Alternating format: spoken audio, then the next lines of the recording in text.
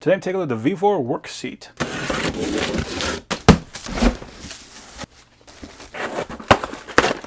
So here we got our casters. They're fairly large casters, which is excellent. So if you have to go over any expansion joints or something like that, you can do that with this. They are fully rotatable, and we have one that does have a brake on it.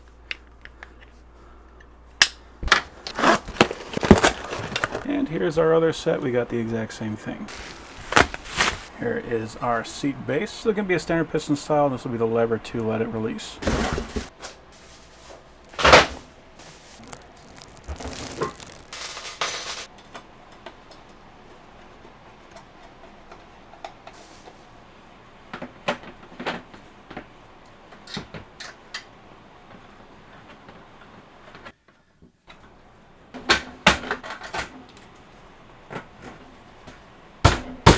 So not a heck of a lot to put this guy together. It looks like this will just clip onto the side.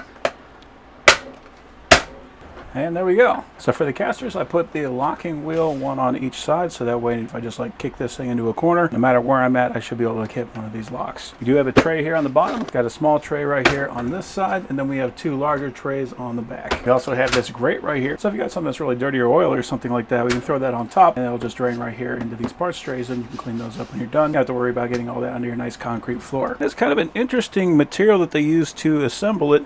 This looks like shelving material. If you've ever seen those metal snap together shelves, it looks a lot like what this is, which means that if you wanted to, you could probably modify this guy to make it accommodate your needs if you wanted to. Do appreciate we got this little backrest here. It's kind of a short one, but I mean that is going to be enough to make it so that you don't feel like you're falling off the back. And if we pull this guy, it does actually extend out quite a ways. So we've got a total maximum height. I'm going to count it 30 inches right here up to this lip.